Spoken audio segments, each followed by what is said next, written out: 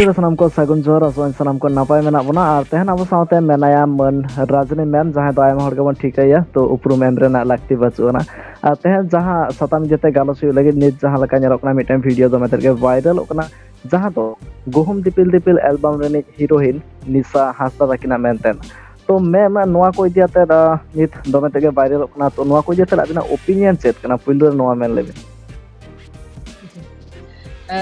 जोहार जतो को और चूंकि बार बार कोई भी मुद्दा सोशल मीडिया रे हजू कना तो बार बार इन ओपिनियन एमो बुझेदा चेदा जितना संथाली न्यूज चैनल नितो जैसे जितना भी बनाव कना से संथाल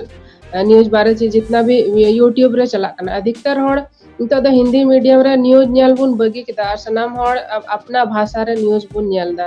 और जितना नितो न्यूज मेना को युवा वर्ग मेना को सनाम होड़ नवा न्यूज को नेलदा और उना उना व्यूवर को हजू कना और उना येते गिदरा रे ची इफेक्ट पड़ा कना उना अडी जस्ती नवा प्रभाव पड़ा कना जे बोले अबुआ संथाली यूट्यूबर से कोई ची को न्यूज वायरल कना और ची को मटेरियल बुन उदुदा यूट्यूब माध्यम ते तो ओना ये तीन बुझो नामदा बोले बहुत जरूरी मिना इन हो चूंकि इन अपना अलग नजरिया मिना तिया ओना बारे ते इन राय नाम और इन जहां तक अनुभव मिना तिया नि थबी कि काफी समाज रे जहां इन बुझो नामदा बोले बड़ी जे हुयु कना ओना जिनिस रे मौज हुयु ले कना अब संथाल समाज तो नुआ वीडियो जो वायरल ना ओना बखरा तो एकदम उसरा बहुत स्पीडली बहुत नुआ सनाम यूट्यूबर संथाली यूट्यूबर जितना मेना को अपलोड को धुरो ना और नुआ बारे ते कुछ हड़ को धुरो ना जे बोले नुई जे हीरोइन कना है मिटांग कुड़ी गिद्रा होई कते मिटांग हीरोइन होई कते चिकाते नुका हंडी सिगरेट न्यूइदा से बोले संथाल इंडस्ट्री से संथाल समाज दो बड़ी जो कना गलत ट्रैक रे चला कना तो उना टाइप रे डिस्कशन होयु धरो ना बोले नवा दो अश्लीलता कना नवा दो घटियापन कना उस टाइप रे लेकिन जब इन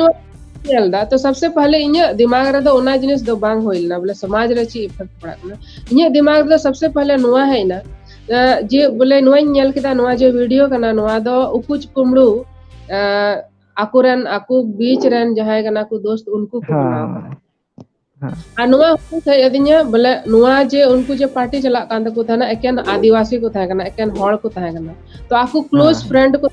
क्लोज पार्टी चला कान को थाना और काफी नुआ नियन बुझे कान थाना नेतार द कुड़ा कुड़ी मिले कते हो संगे को पार्टिया और इक्वल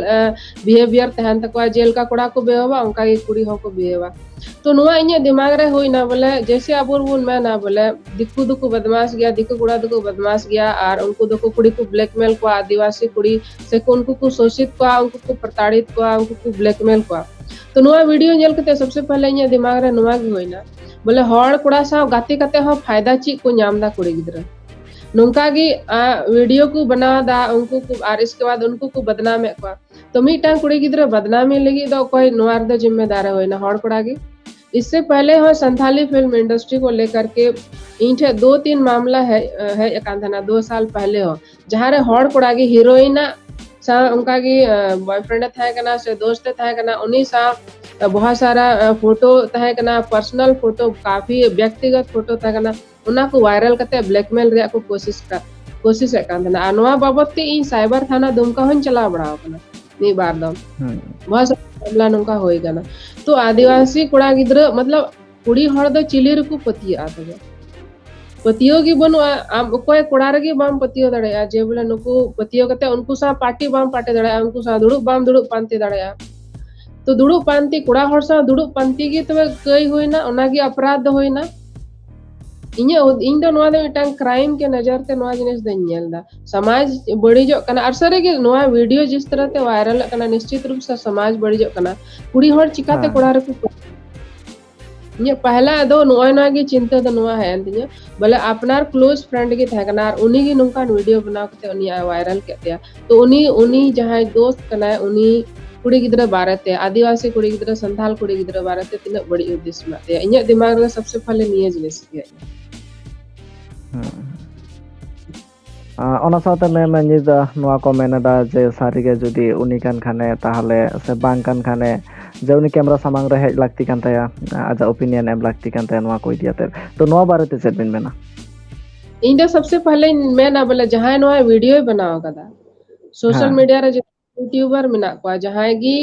समाज रे जागरूकता फैला लगी बहुत सारा ज्ञान को एमोआ से बहुत सारा आको ओपिनियन को एमा इन दो नुकु नुकु सा नोआ सवाल मेना तिया जे बोले जहां वीडियो बनाओ का उनी उनी पहले सेंद्रा नाम तु लेक कना उनी ओकय वीडियो बनाओ का उनी उनी ची मनसा कते नोआ वीडियो बनाओ का उनी ची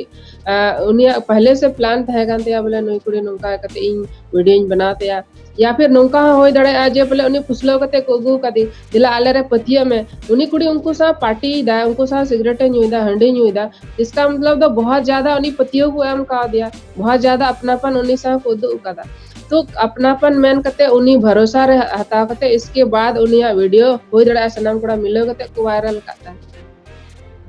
मैम और जहां नोका क्लोज फ्रेंड बाखान नुनाटा दो क्लोज तो बांग को हिजु किया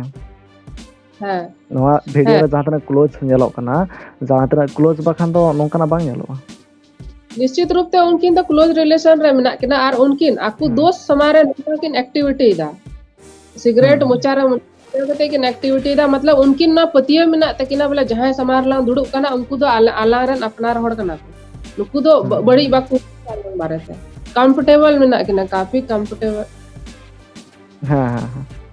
कंफर्टेबल मेना किना उनको सा तो तबे रगी उनकी नुकिन एक्टिविटी कदा किन बीच रे तो ओना ओना जे पतियो जो विश्वास दोस्तों के बीच रे जो पतियो हुई लेकना एक दूसरे का सीक्रेट एक दूसरे का प्राइवेसी को मेंटेन करना है कि एक दूसरे का प्राइवेसी को हम लोग रिवील नहीं करेंगे और एक दूसरे का सम्मान करेंगे और ना पतियो को चबा गया तो उनी तो आदा उनी कुड़ी रे विपत्ति है कना उनी रे प्रेशर बुन डला दा बोले उनी आगे है कते उनी चिए रोड़ा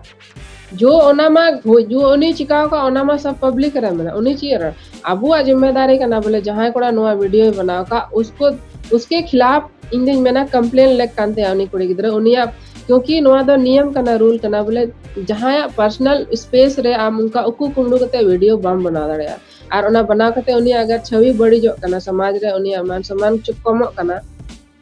तो उनी खिलाफ रे लेकना कंप्लेन हुई मैम नोमा परिष्कार बाड़ाय कना जे आकोआ फ्रेंड सर्कल रे जहां गे नोआ वीडियो तैयार कदा ओना साथे नोहा बाड़ाय कना आकिन सामांग रे उनी दुड़ुब अकना बाखान दाकिना सामांग रे कैमरा ताहे कना बा जहां गे चेदा से नोआ जहां जनो कना आकिना सामांग रे ओना साथे वीडियो रे किछु घड़ी लाहा रे मिड होल माने जांगाते सेनेनाय से पारम सेनेनाय तो नोआ मा परिष्कार कना आकिन सामांग रे दुड़ुब लेना तो आकिन मा परिष्कार किन बुझो दले जे नोआ वीडियो को तैयार कते बुझो दड़या कान गया कि उनकिन सवाल द कना आर उनी जहां कुड़ा जहां रन आयरन फ्रेंड कानते या जहां सा उनी वीडियो वायरल कानते उनी जे उनी जहां जिम्मेदारी कानते या जहां अमा चैनल रे नेल केदा बोले उनी दो कैमरामैन कना तो उनी कैमरामैन आ जिम नोंडे तो बना कानते या जे बोले नुई आम कुड़ी गिदरे आम रन भरोसा कते आम रन दोस्त मना कते आम सा पार्टी लगी है कना और उनी सा कुछ भी बड़ी हुई कना तो आमा जिम्मेदारी कना बोले आम आम उनी लगी स्टैंड हता में उनी लगी आम आम पब्लिक रे ओपिनियन उनी एम लेक कानते जबकि चर्चा दो सिर्फ हुई जबकि ओंडे तो सिगरेट दो बना हड़ के न्यूदा कुड़ा होय न्यूदा कुड़ी होय ठीक है लेकिन चर्चा चला कुड़िया कुड़ी का खाना कुड़ा हड़ दो सिगरेट को न्यूय खाय दो ठीक गया ओना तो समाज दो बांग बढ़ी जा कुड़ी हड़ सिगरेट को न्यूल खा के समाज दो बढ़ी जा तो नोआ दो कहीं न कहीं अबुआ ओना कोनका भेदभाव और रिया व्यवहार नोआ दे उदुदा बोले कुड़ी दो बुन खजोआ जमन उनी दो शरीफ की तहन उनी दो सिगरेट आलो न्यूय हंडी आलो न्यूय और कुड़ा दो सनाम कुछ करने के लिए वो लोग को लाइसेंस मिला रहता है मैम ताले नोआ बिन मेंदा जे बाना हड़ा के समान अधिकार मेना कोड़ा गिदरे जहां को कराय दा ना कुड़ी गिदरे कोरा दाड़े अगर सिगरेट न्यू गलत दिखा तो बना हड़ ले गलत है सिगरेट अगर आम न्यू आमा हड़मो बड़ी जो कना उनका थोड़े कना कुड़ी हड़ा हड़मो की बड़ी जा कुड़ा हड़ा हड़मो जस्ती बड़ा सिगरेट और हंडी न्यू तुमा कुड़ा हड़ की गजो कान जस्ती अब तो कुड़ा हड़ दबाबुन मिताय कना ची हो उनी तो समाज दो बाय बड़ी दा और अकोय ची आय कना आखिर उनी कुड़ी गिदरे तो सिगरेट जितना भी कुड़ी गिदरे सिगरेट और हंडी न्यू को ची दवा सब कुड़ा हड़ा संगत रे चला कते को ची और नुआ हन बढ़ाया कुड़ा हड़ को प्रेशर को मा को अरे कुछ नहीं होगा पी लो ना कुछ नहीं होगा नहीं बताएंगे भरोसा करो और उनका कहते को न्यू हुआ चुका और इसके बाद रहे को बदनाम को बहुत सारा नुआ जब ना नुआ वीडियो तो बहुत सारा हड़ा कमेंट है न्याल कांत को ना अदो ना को रजनी मुर्मू को बुलाओ वो क्या बोलेगी नोटा दो इना वीडियो रे इन जहां तने के जास्ती वीडियो अपलोडा ओना रे बारिया बा पिया कमेंट मा हिजुग गया जे रजनी मैम होय बिन इना वीडियो रे विशेष करे नो कमेंट हिजुग गया ना बोले हड़ नवा को ना बोले रजनी मुर्मू को अरे भाई सनाम हड़ की मनवा कान गया उनसे कुड़ा गिद्रा रे अगर डीमेरिट मिना खाए तो कुड़ी गिद्रा रे डीमेरिट तहन गया उन चांदू तो थोड़ी कना को कुड़ी दो गलती उससे भी करेगा, खराबी हो सकती है, नशेड़ी हो सकती है, तो इस वजह से आप उसको ट्रोल कीजिएगा। ट्रोल करना है तो सबको करिए, आप लड़का को भी कीजिए, लड़की को भी कीजिए। ओना साथे मेना नोआ को इदिया मेला नित मा जहां घटना मा घटाव कना से जहां वायरल कना वायरल तिया मा मेखा नोआ चिकाते को ठीक आ को चिकाते नोआ रे सिलुएशन उडुक को नोआ दो देखो कुड़ा होड़ा है मैम मेन कमी कान गया कुड़ा होड़ा दो कमी कान गया मतलब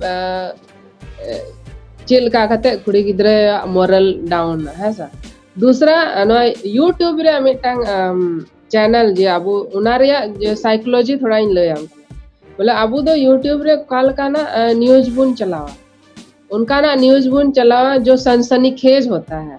सर एकदम सनसनीखेज तो चीज था ना कुड़ी हड़ बारते कुछ बड़ी न्यूज उना सनसनीखेज था ना उना जस्ती चला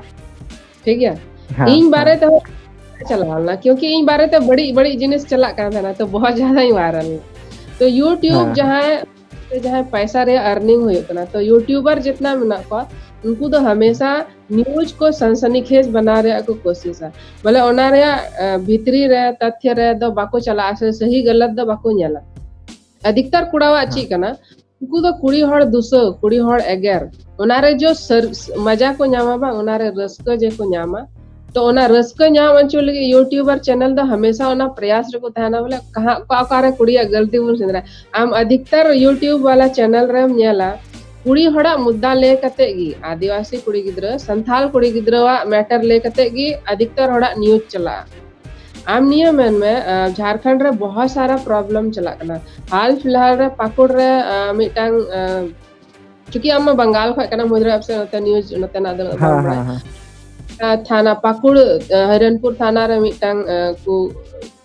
पुलिस को दाल गय के दिया मतलब मिटांग हड़ कोड़ा पुलिस कस्टडी रे उनी गय अचोइना तो से जहां रे लगी लड़ाई कना से अधिकार लगी आदिवासी को लड़ाई कना उना को न्यूज दो बाबून चलावा आबू चिदा अंते उना को न्यूज इंटरेस्ट बनो तको इंटरेस्ट ना बड़ा न्यूज रे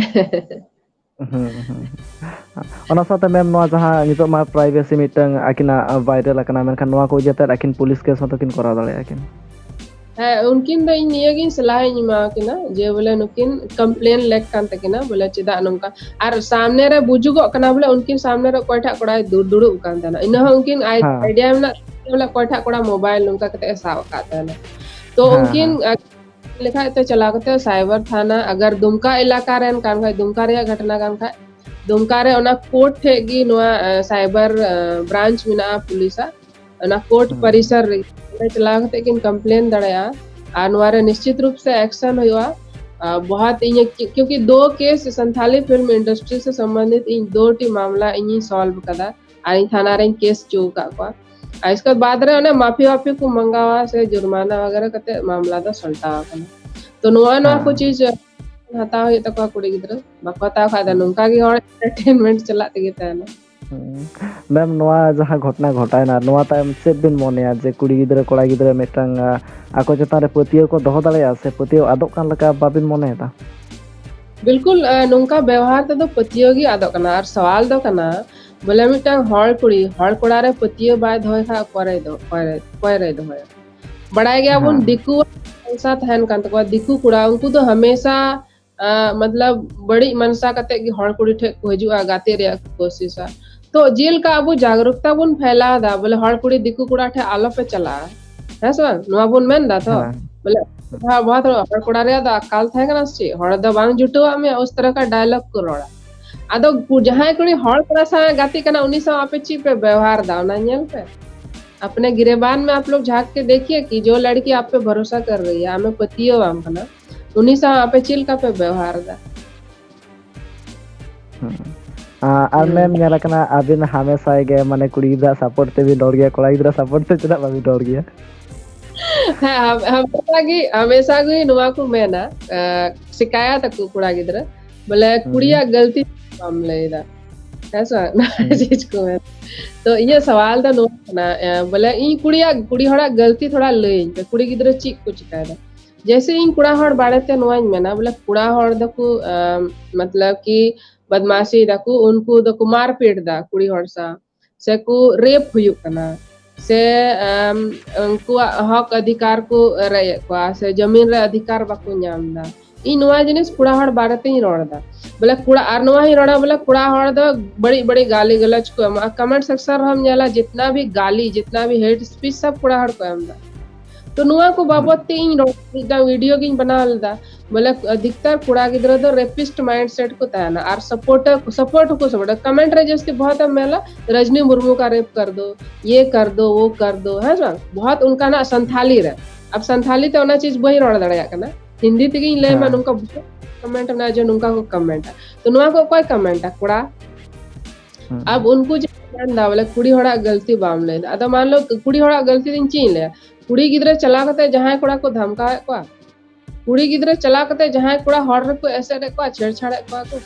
कुड़ी गिद्रा चला कते जहां कुड़ा को रेप को से कुड़ी गिद्रा जहां चला कते जहां कुड़ा हर रे बीर रे ढार रे इसकार ऐसे कते को दाले को कुड़ी गिद्रा उनका को कमी दे कुड़ा चला कते को चला कना को और चला कते को दाले को शूट को थे को उनका कोई वीडियो वायरल कना ये तभी इन कुड़ी गिद्रा अच्छी गलती लेया उनको को गलती है उनको को आई मत होते ही रड़ा मैम ओना साथे nya mitang ha मैम ले मैम ओना साथे इnya mitang ha लास्ट वीडियो रे शायद mitang कमेंट है लेना जहां रे नोआ को मेना थाने जे फिल्म इंडस्ट्री लाहासन इदी रे बन चेष्टा मेनखान नित जनो कना सांताल तेगे बाको रोड़े दा को से हिंदी ते सेटा लैंग्वेज तेगे को रोड़े दा ताले फिल्म इंडस्ट्री चिकते सेतान सेट बन लाहाया नोंका mitang कमेंट हिजु कान थाने अच्छा तो जितना संथाली इंडस्ट्री रे चला कना जितना भी गाना चला कना ओना दा सनाम संथाली के चला कना मैम मेनखान आजो देना है मैम मिड घड़ी जहां जहां नेलो कना एल्बम चला कना ओके ठीक है मेनखान नितो शॉर्ट फिल्म रे डिमांड मेना ठीक है संथाली माने एल्बम खना शॉर्ट फिल्म रे जास्ती नॉलेज को नाम दाड़ेया तो जखन के शॉर्ट फिल्म कराव बन चला तखन मा संथाल ते रोड हियु ताबोना तखन मा बो हिंदी ते मा बाबो रोड दाड़ेया हां ताहले ओना ना सिचुएशन चलका तो चिलका मा सवाल वइन बुझल दा मैम जहां मेन दा नितो एल्बम खना शॉर्ट फिल्म रे चाइदा हिजु कना और शॉर्ट फिल्म रे जास्ती कोन जास्ती नॉलेज बन एम दाड़ेया कोआ एनखान शॉर्ट फिल्म जहां बन कराया ओना मा अब सांताल ते रोड हियु ताबोना हां ओडे मा तो हिंदी ते बाबन रोड दाड़ेया ताहले ओडे मा अनाथ हिजुआ बांग आदो संथाली शॉर्ट फिल्म जितना बना कना वो तो संथाली तेगे बना कना जहां तक इने जानकारी जितना इ नेल कदा संथाली तेगे बना कना बाकी चूंकि हिंदी ते जे को गालमरा तो ओना रे कारण दो कना चूंकि अधिकतर अबुआ जे नितो शिक्षा व्यवस्था में ना सनाम हिंदी तेगे हुयो कना इंग्लिश ते हुयो कना बहुत सारा बाजार मेना को गिद्रा नितो नया जनरेशन आपे उम्र रन जहां गिद्रा ना को तो कटी खगी उनको हिंदी को ची को कना गोबा ओना इयते कि हिंदी ची लिखा तो ताकि उनी स्कूल रे एडजस्ट दड़या और ना वजह ते गो ज्यादा को हिंदी रे प्रेशर को डला बोले कटी खगी जमन हिंदी को चीज गिद्रा ताकि स्कूल रे उनी कोई दिक्कत आलो एक जैसे संथाली भाषा गिद्रा द नोइन नेल का को जैसे इन खुद का अनुभव कान तिया कटी खो हिंदी रोड बन चलेदा संथाली रोड गिन कटी खो इन ची ओड़ा रे हिवालना तो स्कूल रे चला कते हिंदी ते रोड रे अडी टाइम लगा दिया मतलब वही रोड दड़या कान तो नोय ना को नेल कते नितार को गो बदा कोरंग गिद्रा सबसे पहले हिंदी को ची को इंग्लिश को ची को इसके बाद फुर्सत को नाम खाए संथाली को ची को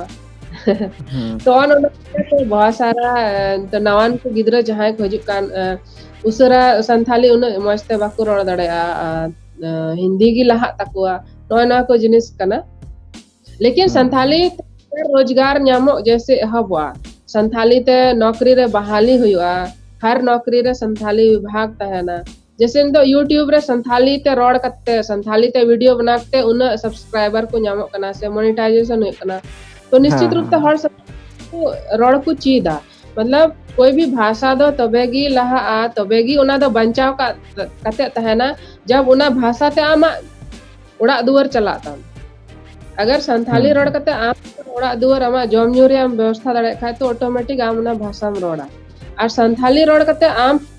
ताइनम से आम चला आम पिछड़ा नौकरी नाम रे दिक्कत है मैका बहुत जगह रे आम स्टेज रे दिक्कत है मैका तो अंडे दो संथाली रोड दो हड़ दो बाकू में लेकिन चूंकि संथाली रहा बहुत ज्यादा नहीं तो स्कोप मिला संथाली भाषा रे जैसे जैसे आप बंगाल रे में संथाली टीचर हाँ बहुत मात्रा रे बहाले बंगाल रे दो माने बंगाल रे चलका नोरा आले सुर रे ऑलचिकी स्कूल में ना मतलब स्कूल वाली जास्ती में ना तले तो झारखंड रे ओना जिनिस बांग है कना अगर झारखंड सरकार हनवा जिनिस से लागू या संथाली रे टीचर रे बहाल है तो ऑटोमेटिक हड़ नौकरी को नाम का ऑटोमेटिक संथाली को चीदा और जैसे तो उन जस्ती यूट्यूब रे संथाली ते हड़ को नेलदा तो ना वजह ते हड़ जस्ती संथाली रोड को चीदा बहुत सारा हीरोइन नेल का को जहां लाते संथाली बाको बडाय गान थे लेकिन तो कुछ चीज दा को मैं मुचाद रे नोआ क्वेश्चन ताहन कना जहां निथा गालोच हुइना जहां नो वायरल वीडियो इदियाते एनखान नो वायरल वीडियो इदियाते नितो जुवन कोड़ा गिदर को कुड़ी गिदर को ओना साथे जहां हीरो हीरोइन को नुकु को चेट मैसेज बिन मा को नुकु को नुवा गिन मिता को जे बोला कुड़ा खास करते कुड़ा हड़ नुवा मिता को कि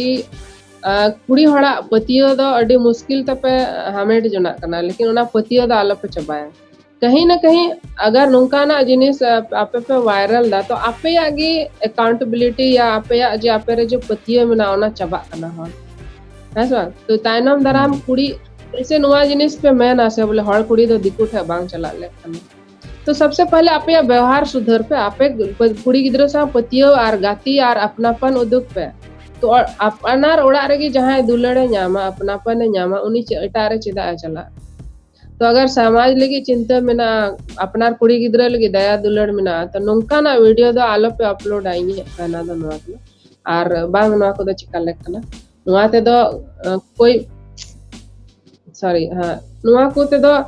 समाज रे दो कोई फायदा और गलत मैसेज की चला कुड़ा होड़ा इमेज खराब होना कुड़ी होड़ा दो ची हो बांच का करना कुड़ा होड़ा की इमेज खराब होना निया बुझु कना बोले कुड़ा गिद्रो दो तिना खुराफाती होड़ कना को तिना बदमाश कुड़ा कना पतिया लायक बांग कना को तो मान खान आयमा आयमा सरह आयमा खान पॉइंट जेते डिस्कस होइना माइका मुझ साम को गे सगुन जोहार